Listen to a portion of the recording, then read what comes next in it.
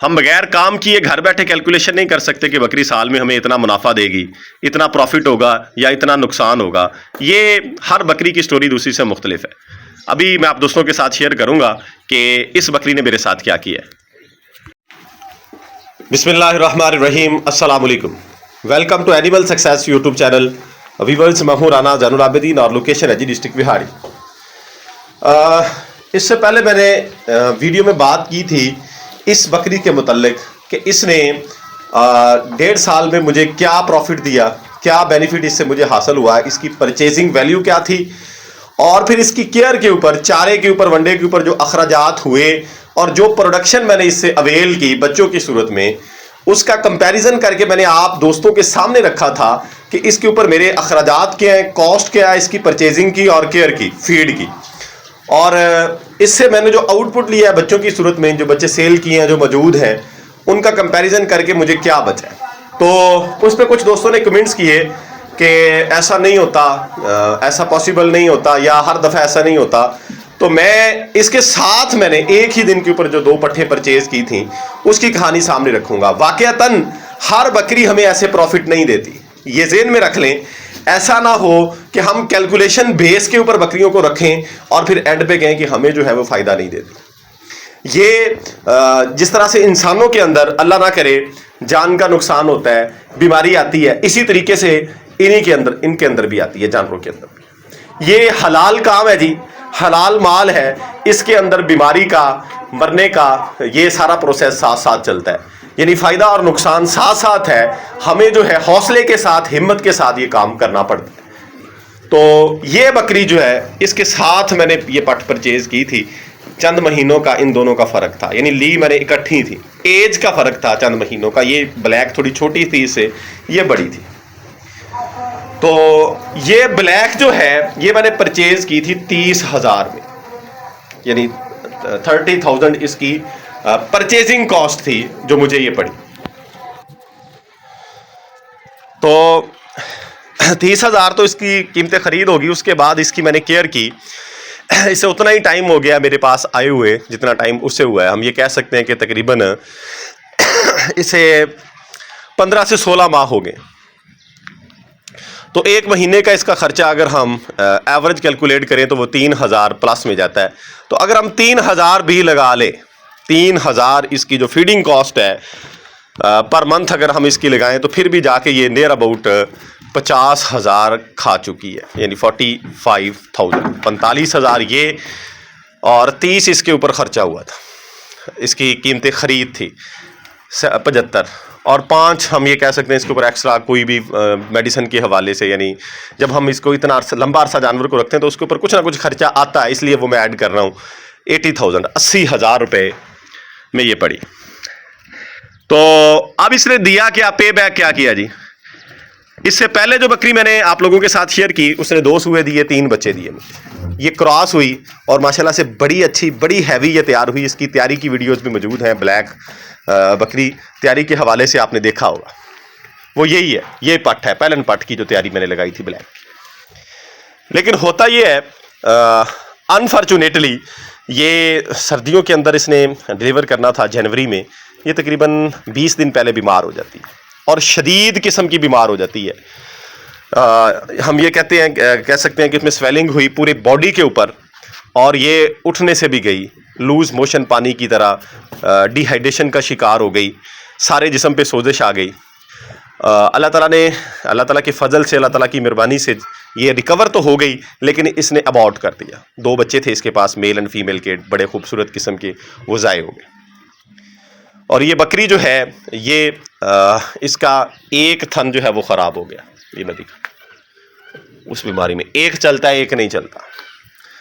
अब ये तो हो गई इसकी स्टोरी कि इसके ऊपर मैंने क्या कुछ इसको प्रोटोकॉल्स दिए, यानी केयर कैसे की, पैसों के हवाले से, अखराजात और बीमारी के हवाले से। अब इसने पे बैक क्या किया जी। उसके बाद ये अभी तक क्रॉस नहीं हुई, ये खाली है।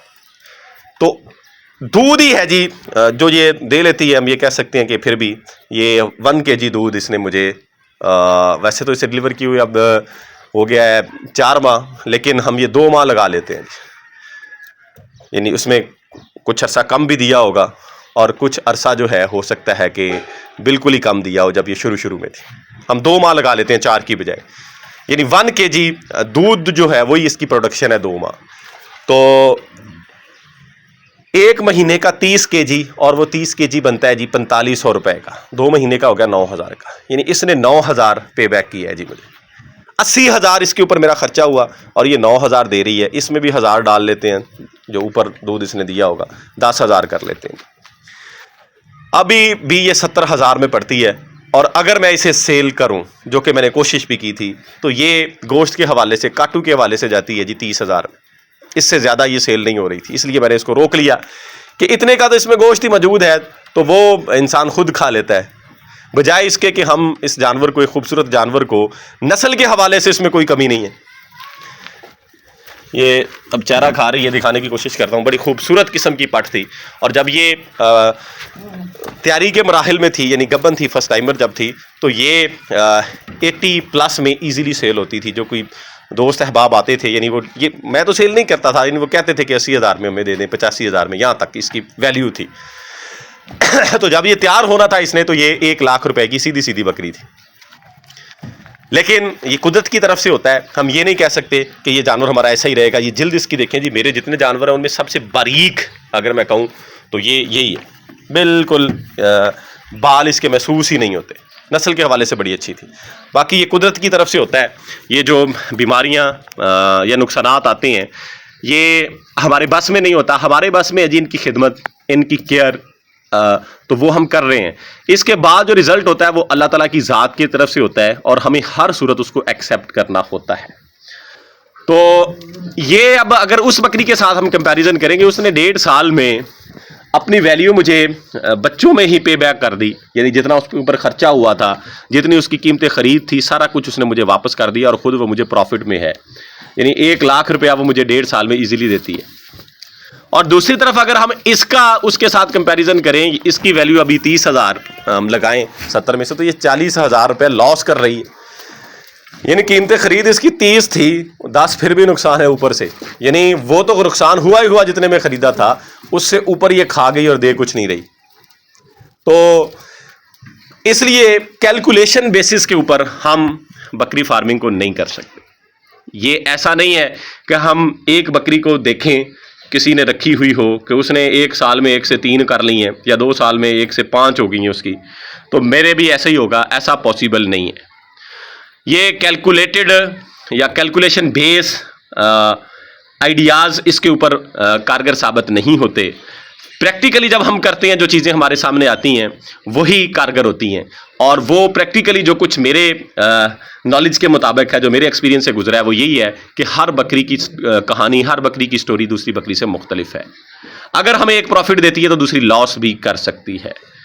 और लॉस इसमें सिर्फ इसी सूरत में होता है जब ये बीमार हो, कुदरत की तरफ से कोई डैमेज आ जाए या बच्चों का लॉस हो जाए, यानी वो सर्वाइव ना कर सके, यही इसके अंदर लॉस आता है। इसके अलावा अगर अल्लाह ताला का फजल रहे, अल्लाह ताला का फजल शामिल हाल रहे, बच्चे बचते रहें, तो फिर इसमें किसी किस्म का कोई नुकसान नहीं है। जितने मर्दी अखराजात हों, ये नुकसान नहीं करते, मैं इतना कह सकता हूँ। बाकी हर बंदे ने व्यूज़ अपनी समझ के, अपने एक्सपीरियंस के मुताबिक देना होते हैं। तो वीडियोस देखने वाले जितने भी दोस्त हैं, उनका एक्सपीरियंस हो सकता है कि मेरे एक्सपीरियंस से मुख्तलिफ हो। बहरहाल मैंने अपने एक्सपीरियंस के बेस के ऊपर जो बातें नोट की, वो आप दोस्तों के साथ शेयर कर दी। उम्मीद है जी वीडियो आपको अच्छी लगी होगी। इस तरह की मजीद वीडियोस के लिए एनिमल सक्सेस यूट्यूब चैनल को सब्सक्राइब कीजिएगा, वीडियो को लाइक और शेयर कीजिएगा। फ़ी अमानिल्लाह, अल्लाह हाफ़िज़।